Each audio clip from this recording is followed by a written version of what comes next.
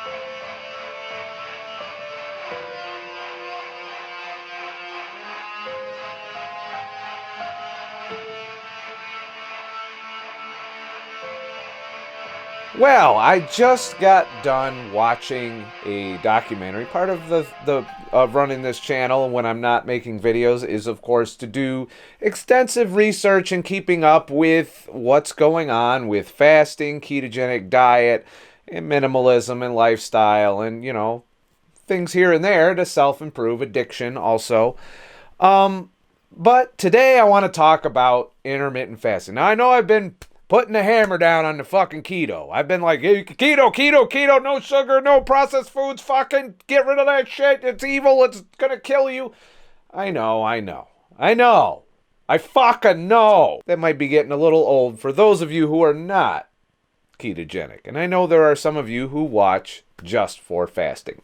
So I'm going to take a small break during this video by not trying really hard not to mention the ketogenic diet more than I fucking already have, and go over some intermittent fasting tips, you know, from the perspective of, you know, this documentary. I want to talk about this documentary because ultimately for the Too Long Didn't Watch crowd, it's a good documentary. Now, before we get into that, I want to put a full disclosure in. The link for the documentary, The Science of Fasting, which is found on Amazon Prime Video or Amazon Video. If you're not a Prime member, you can rent it for a couple bucks or buy it or whatever.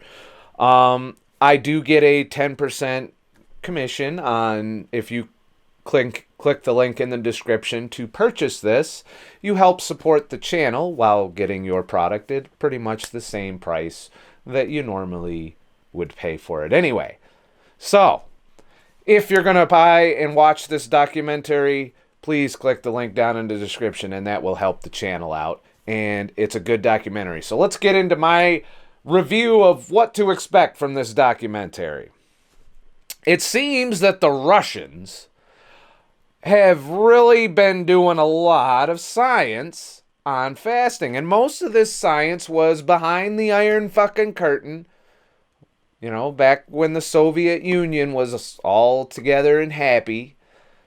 And they fasted thousands of people for various health conditions and experimented and like a whole fucking library, stacks and stacks of books in Russian filled with data on fasting. And this is the first I've heard of it. I've been researching this topic for 3 years now, and this is the first time that I've even heard of this Russian angle on it and the German angle in this documentary.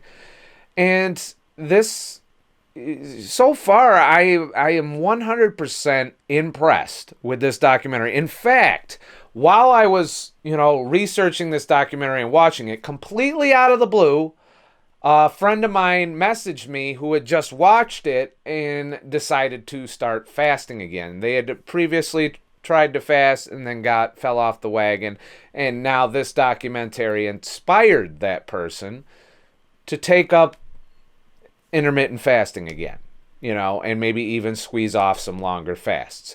Of course, they're struggling with the 16 to 18 hour period, and that's why I always say start out slow. You don't have to bite off one of these long fasts.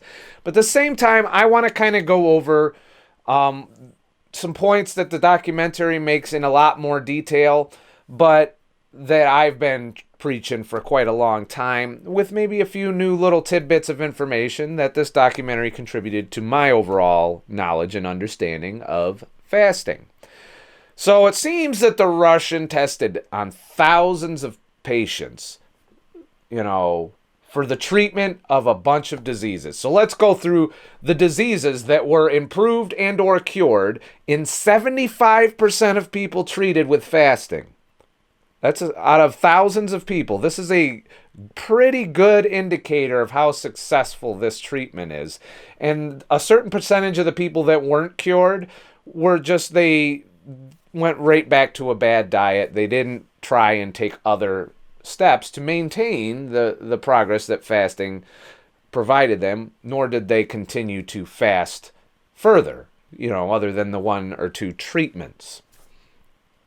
So it was used to treat asthma, allergies, any kind of skin problems, pretty much it would cure that. Mental illness. There was like a psychiatric facility where I guess a patient decided they didn't want to fucking eat no more. So the doctor says, okay, motherfucker, have it your way. It's like fucking Burger King up in here. You can do what the fuck you want to do. And then he studied him and was surprised that his mental health improved. Now, this is anecdotal, okay? There could have been a number of reasons that the mental health improved. But as I've told you in the past, there are mood stability and depression and anxiety things that can be resolved with fasting. Both, all right? Fucking both. So there is indications that between, the intermittent fasting can play a role in healing mental health problems. This is anecdotal. I don't see hardcore studies, but there was a lot of data on these studies. They checked their health, they checked their hormones, they checked their blood levels, they checked their everything. They tracked it all. Yeah, we are just hearing about it on fucking Amazon Prime and shit. Instead of, a bunch of news articles and CNN and NBC and Fox. None of them fuckers are telling us jack shit. But Amazon's on top of it. 2 thumbs up for Amazon Video for having this documentary on there instead of being like Netflix and their whole vegan fapping fucking documentaries that they post all the time. To be fair, there's some lustig stuff on Netflix, but, score a win for Amazon in this case. Diabetes, of course, we've beat that topic to death right here on this channel. Heart disease, same thing. We know this. We know it helps. Your blood lipid profile drastically improves, even more so than just the ketogenic diet. It will, all but temporarily, if you go back to eating shit, it will fix blood lipid problems and so on and so forth. So, that's important. Fatty liver. There was a guy in the documentary that his liver had grown from eating bad foods and drinking lots of shit and vodka and shit. So he treated it with long fasts. And we're talking they're not doing little fucking 48 hour, 30, no. We're talking in the neighborhood of 21 days that these illnesses are being resolved with strict water fasting. In most cases, there are a few clinics which started out with 200 calories during the adaptation period, but we'll get into that in a minute. Cancer. I was wholly impressed that Dr. Longo was the scientist that they talked to, and this has nothing to do with the fasting mimicking diet. This was an entirely different set of research he was working on, probably prior to doing the fasting mimicking diet research. He was a big advocate for fasting alone. It's just nobody wanted to buy into it, at least not in the United States. So he changed it to the next best thing, which is the fasting mimicking diet. But that's not mentioned in this documentary at all. It's all straight up fasting. And he took some rats with fucking cancer and gave one set of rats chemo by itself with whatever the fuck they normally ate, and then gave the other set of rats chemo with intermittent fasting, water only, just straight up water fasting. They fasted them for a long period of time during the chemo administration. By the end of the study, all the fucking rats that ate their normal food with their chemotherapy were fucking dead. And all of the rats who were given the chemo with the long water fast were alive, fully functional, moving around, doing important rat shit in their little rat fucking environments. And they showed it. He showed it right in the video. He showed the difference. That alone is worth watching this documentary for, in my book. That one section was very compelling for treatment and prevention of cancer. So definitely watch it. If you want to learn more about fasting, why and how it works, how to get better at it, how to understand the phases of how the body works when food is deprived, this documentary definitely laid it out for me. So those are some of the diseases: cancer, rheumatoid arthritis, hypertension. You got your high blood pressure. Guess what? Fasting will take care of that. Alzheimer's, which is often referred to as diabetes of the motherfucking brain, that happens when we get old, and also anti-aging and longevity. You live a lot longer. Your health span will be dramatically increased. And of course, it goes without saying that when they tested this on other organisms, rats and so on and so forth, that they tend to live up to 50% longer when they ate half as much. It's almost a direct correlation to the less time they spent eating, the longer they lived. So that is the good shit. Now, there is some fine print about fasting that I want to go over before you watch this documentary, fap to it, and start doing 30 to 40 day fasts without any fucking supervision. I've always been cautioning this for any fast longer than 5 days. 5 days, pretty much anybody, I think, can do without issue, even with medications in some cases. But don't quote me on that. You should always have a doctor bless you for doing anything longer than a 4 or 5 day fast. Your first 3 days are all glycogen. You're not really doing anything. You're going to be miserable as fuck. You're going to be hungry as fuck, especially if you're a standard American carb burner. But overall, you gradually become more able and adapted to fasting. And you don't even go through the adaptation period that is described in this documentary at length and was observed consistently in the thousands of patients during the first 2 to 3 to 4 or 5 days of a long fast. They didn't feel good. And if they had any medical conditions, those felt worse. You are not going to feel good during a long fast, period. In the beginning, especially. You will later on in the fast, according to this documentary. I myself haven't gone past 5 days of water fasting, so I couldn't tell you if that's true. But their large quantity of clinical data that goes on to this day in these clinics and is being applied in some hospitals in Germany in particular. And by the way, Germany's, 15 to 20% of German motherfuckers report that they fast. That's 20% of their population. I wonder how many of us Americans fucking do that shit. Europe's way ahead of us in this. This is, kind of sad that we here in America just can't seem to figure out that we're being dumb when it comes to nutrition and health, and that we're just enriching pharmaceutical companies, which, by the way, also this documentary talks about. It talks about how you can't get funding for the studies they need because it goes against the very profitable. They even talk about diabetes specifically, and you're looking at 3 to 4 decades of profit for a drug company with diabetes.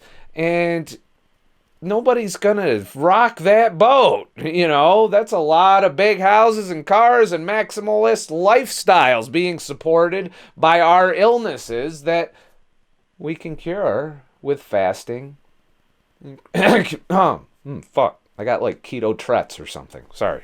All of these patients were medically supervised, and some of them were very ill and on medications, and those medications were reduced. None of this should be done on your own. If you are suffering from one of those diseases I talked about, and you want to try fasting, you need some kind of medical supervision. I've done long fasts and will do longer fasts without medical supervision because I'm an asshole. You know, if something happens, I don't mind taking the chance. I'm not that ill. I have experienced no complications through the fasts I've done so far. And I'm about to embark on a 10-day partial fat for the first 4 or 5 days. I'll do fat fasting, and then I'll convert over to water fasting for the rest of the 10-day period because I want to see if I step through the adaptation period, make it easy on myself, and then continue on with the water fast. Does that make it really easy? So I'm doing these self-experiments on myself, but the disclaimer is you should not do the way I'm doing because I'm taking a chance.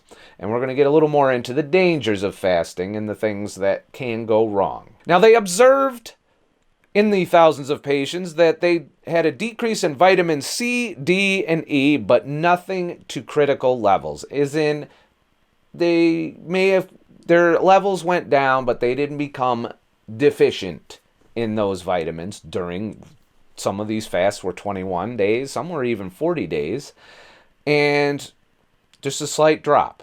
And, you know, that's to be expected. You're not taking anything in, but you might not have as high a requirement because your digestive system's shut down, that your metabolism has shifted to a fat-burning metabolism, and I would argue that your vitamin profile changes when you shift to become a fat burner, even with fasting instead of being instead of that other diet I always fucking talk about and shit. So it's, you know, for those of you worried about should I supplement, there you go. There's thousands of motherfuckers that didn't go deficient, didn't get scurvy, didn't get all fucked up, you know, weren't all depleted as shit. Now, they followed their fast with a mandatory period, which they eased back into food, which is important. The longer your fast, the slower you should break that fast. There is documented cases of people breaking a long fast improperly, sometimes completely not even knowing they were fasting. There was a homeless lady I read about that had like broke their, after starving for like months and looking really emaciated, got a hold of like boxes of fucking cookies and gorged herself on them and died as a result of the refeeding syndrome. Refeeding syndrome is a thing. Do not go back to the standard American diet. Break your fast with whole foods. I myself will be doing it with fat, and then I will gradually up the protein and so on and so forth on a longer fast. I already know I can get away with it at 6 or 7 days without an issue. But when you start getting up in the 15 to 21 day area, you want to be a lot more careful with the refeeding, and that is documented as well. They start out with soup. Some of them do fruit, like fruit soups. I don't believe in that. I believe if you're in a fat burning state, that transitioning to a carb burning state that quickly is not in your best interest, that you should gradually get your digestive system fired up before you start shocking the metabolism of being a fat burner with becoming a carb burner again, for those of you that aren't going to transition back into a ketogenic lifestyle. They called the adaptation acidosis, which means the blood becomes a little more acidic. It tends to last the first 3 to 5 days, then disappears, at which point your health improves. So when you feel like shit during the first week, and I've often told you that you probably will, especially if you're not doing anything dietarily to help ease the pain, you're going to experience problems. And the more fucked up your diet is, the harder this first 3 to 5 days will be. Some people do really well, especially if they've been doing intermittent fasts, 16 and 8, 23-hour dailies, ADF. If you're doing one of those fasts, you're probably in better shape. But, you know, it's it's going to be rough for some of you, and not everybody is easily able to fast. I see people struggling just to go 18, 16, 18, 23 hours. To me, those fasts are nothing. I don't even call a 16-hour a fast anymore. That's normal eating as far as I'm concerned. I don't get hungry till after, around lunchtime as it is. So it makes sense that I only eat, 8 hours a day and then fast for 16 at the bare minimum. That's the bottom rung for me. But I see people struggle with that because of what they're eating, and I keep struggling. I'm blocking that part of that wants to keep doing that diet shit. So yeah, anyways, there is a period, and this documentary goes over it in detail, and it was observed in most of the fasting cases. So some of the clinics did moderate exercise during their fasts, and were able to do so. They were fairly active. They were out walking in the woods and shit and pounding some fuckmasters. Oh yeah, I haven't eaten in 10 days. So they also talked about, the stages for mental health improvement. They went over that because it was experimented in a mental hospital, and they documented that. And they said there's 3 stages of the fast. During the initial 5 days, you get a boost in energy. You feel energized. You feel, really ready to go. Anybody who knows this, you're sharp as a tack. You're ready. You're fucking ready. You're ready and shit. And then you transition into a euphoria. This is around day 5, 6, 7 in that area. You feel really good. I've experienced this once. It is almost drug-like in how well and you feel and how good everything is. So it's definitely a noted thing that I've experienced. And then after you break the fast, they're reported, these are long fasts. We're talking 21 days in some cases, maybe longer. And they would break the long fast properly, supervised with the right amount to not shock the system. And they would have antidepressive effects. They observed a rise in serotonin in these individuals post-fast. And that's huge. That's antidepressant. You might be a little miserable at the beginning of a fast. You're going to feel good during the middle of it. And then once you're back to eating again, you're going to get an antidepressant effect, as in you'll feel really good. I think I've experienced that. I'm starting to wonder if maybe my emotional roller coaster is tied to my fasting cycles. It's something to think about. And that's a new thing that I came across because of this documentary. So they studied everything, though, the hormones, the blood levels, the lipids, everything that they could study and they cured a lot of people. And they want to cure a lot more, and they want to do more extensive, detailed studies. Unfortunately, there ain't no money for them. I wonder why that is. And shit. The metabolic rate consistently dropped for everyone. So remember how I told you that fasting reduces your metabolism? Well, I was right. There happens to be a way of eating that can raise the metabolism afterwards back up to normal or even better. But I'm not allowed to say that right now without twitching. The Russian scientists were double-checked by government doctors, and the government doctors concluded that they were doing the good work, that everything was up and up. So, there's that. There's nothing like this that's going on in the United States. There's no government or hospital real supported fasting clinics. There's some independent commercial type clinics with doctors working in them. True North comes to mind. They like that plant-based shit at True North.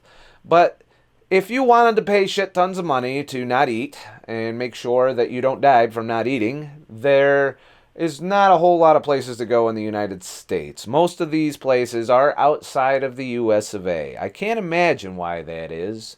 I don't know if it has to do with legislation or, just our entire economy as a whole, but seems to be said There's just not a lot of places I know of in the USA, other than True North, that do supervised fasting, long fasts. And if there are, I guarantee you they're going to cost thousands of dollars that won't be paid for by any insurance companies that I have heard of.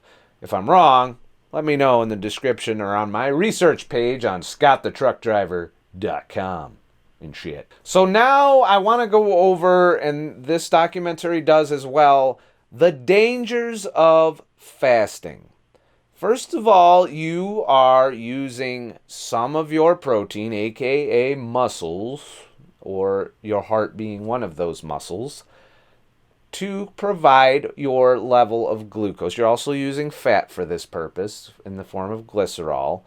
As I've said in the past, I'm going to deviate from what the documentary says. In the first 3 days, that's where you ramp up the use of lean mass and autophagy to provide the amino acids necessary. It's not just, your gains that get burned, but lots of damaged tissue, skin, there's all kinds of problems, defective cells.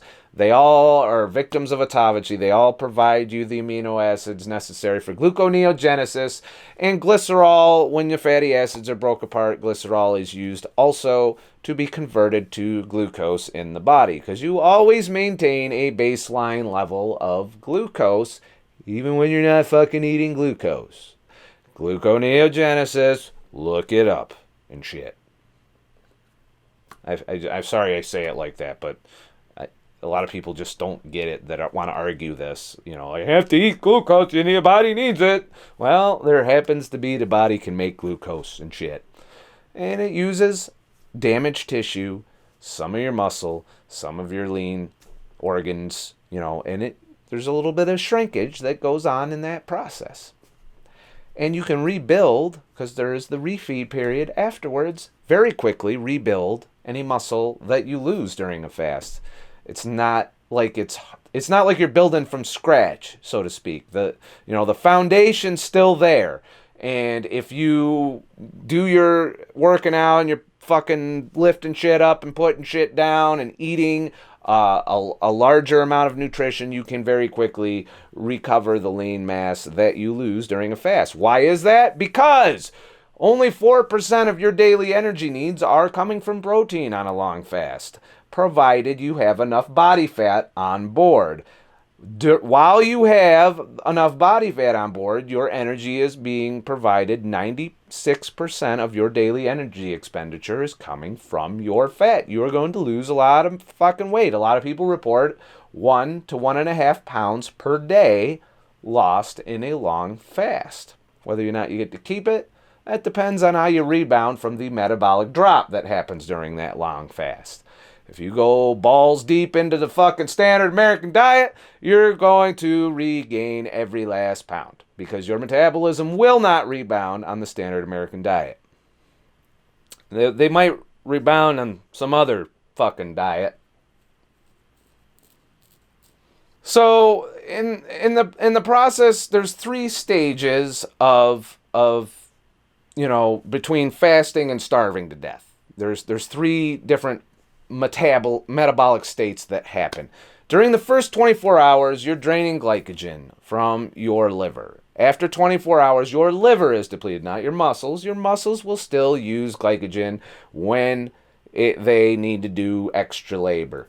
They'll be using more fatty acids at that point, but not quite. We're not quite in ketone mode yet.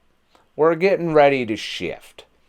Around 48 to 72 hours, depending on your physical activity, you completely shift. You're probably getting maybe 10% from protein during that period, but then once you switch over, you become protein sparing, and you only get 4% of your daily energy from protein and 96% from fat. That is the state that you stay in until 80% of your body fat storage is gone. So you need to maintain a minimum of 20% body fat. So if your body fat percentage is getting low, I think 20% is a little, Around 20% body fat, I would say that you should start tailoring back with the long fasts some. I wouldn't go longer than 14 or 10 or 14 days when you start getting really close to your goal. For example, I chose just to do a 10-day fast because I am within reach of my high school body weight. My high school body weight was 175 pounds. I was 188 pounds this morning. I got 35 inches around the belly. The belly is still slowly shrinking as I do these different fasting protocols, none of which are long fasts. Now, long fasts should be reserved for extreme stubborn weight loss issues, extreme cases of diabetes, and so on and so forth. And if you have a health condition, you should try and get medical supervision if you are going to do a long fast. It's really that important because there could be medication issues, there could be complications with some other problem you may have in your body where your survival mechanism doesn't work properly, and there are a percentage of people who that's the case for. And the reason you don't want to drop too low in fat is because you're going to start using more protein for glucose. As your fat storage dwindles, you're ramping up gluconeogenesis and breaking down more and more muscle, more and more tissues and organs and dead cells and whatnot. And you're essentially transferring from a fasting mode to a starvation mode. We don't want starvation. Starvation is when your fat stores are critically low and you start burning everything. Your body starts burning muscles. And according to this documentary, when you reach 50% of protein levels in your muscles, including your heart, you die. So, when your body fat's low, long fasts need to fall off the table. Keep it under 72 hours, based on your fat levels. I would not exceed 5 to 7 days. If you're at, say, 12 to 15% body fat, which is the normal body fat level, that's where our body in homeostasis would maintain us. Some of you want to take it down to 8% so that you can get ripped and shit. That's not healthy, and it's not where the body wants to be. The body wants a good amount of fat on you for a rainy day. All right? So if you're really skinny, if you're really not carrying around a lot of body fat, unless you're very ill and you do some preparation prior to it, I would not advise a long fast unless you're just desperate to treat something, like you have cancer or something. There's a lot of good information in this documentary about fasting and cancer, so much so that it kind of pisses me off because this research could have helped some people in my personal life perhaps survive and thrive.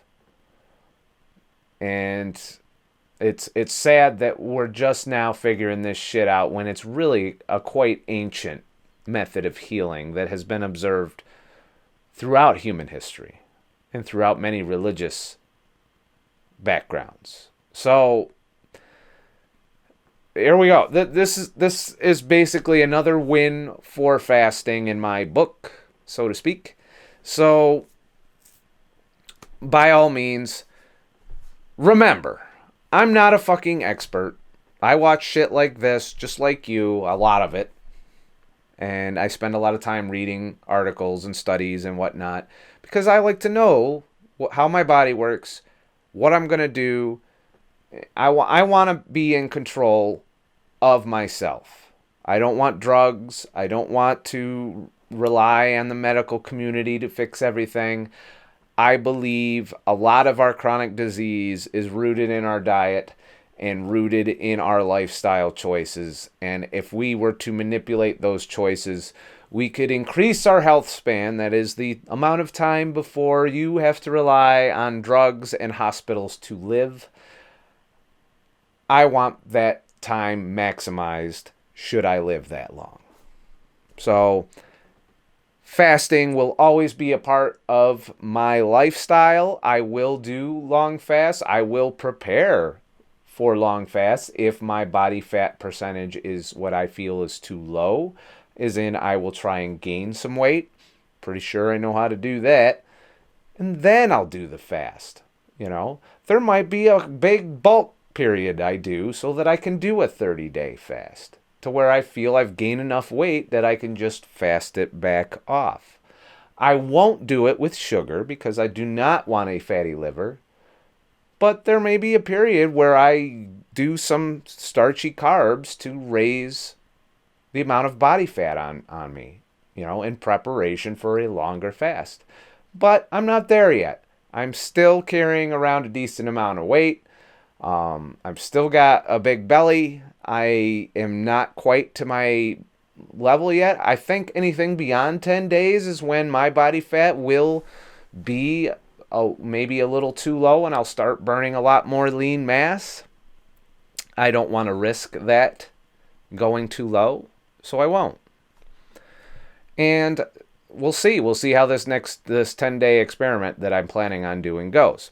That being said, if you are intrigued by this documentary, you can download it through Amazon. The link is in the description. I get a little bit of a percentage of whatever sales go through that link. So please, if you do want to check out that documentary, do so through the link. You will help support the channel and allow me to do this. If you don't want to watch and you felt like I gave you enough information in this video, you can also go to ScottTheTruckDriver.com and put a few bucks in the fucking virtual tip jar. That link's in the description as well. Or you can just go over there, read my blog. I also have some podcasts. I'll be recording a new podcast later this week and posting it there as well. Plenty of content extra on top of YouTube that is only $2 a download. And I am noting that some people with iPhones are having problems downloading it. If you have an issue, just email me, let me know, and I will make sure that you get the podcast. If not, I'll give you your money back. It's, that's how it works. But so far, everyone that's had an issue, I responded. They were happy. They were able to listen to the podcast from that point forward. The links, when you purchase it through the store, you get 24 hours to download it. You have to download. Don't just stream it right then and there. Download it to your device, then play it. So that's how that works and shit.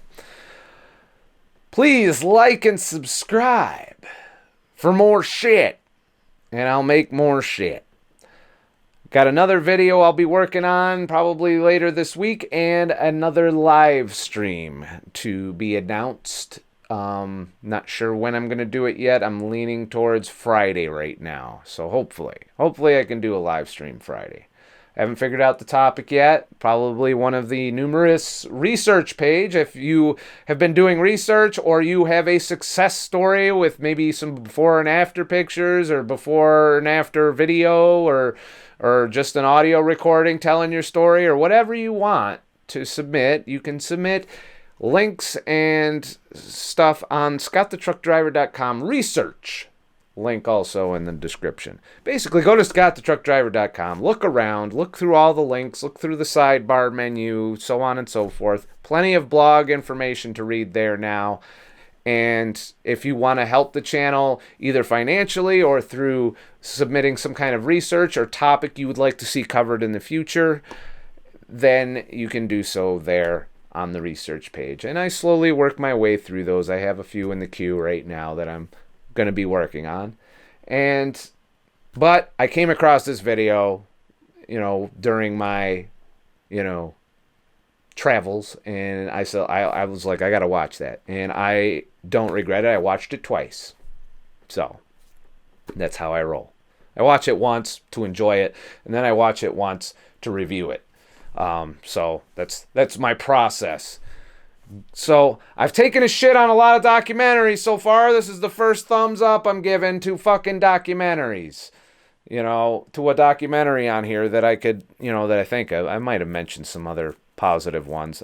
I do cite a lot of YouTuber videos. I tend to focus more on those, but every once in a while something comes out in the mainstream that's impressive to me, and this documentary is one of them. So enjoy it if you watch it. Let me know what you think in the description if you go and check out that documentary, because I think it's fucking badass and shit. So that's it for this motherfucking video as I continue to learn with you guys more and more about intermittent fasting, the ketogenic diet, and ways of improving our health, reducing our addictions, living more minimally, and being more successful at becoming happy and healthy. That's what my channel's all about and shit. And swearing and saying and shit a lot. So, that's how I roll. And shit. Have a nice motherfucking day.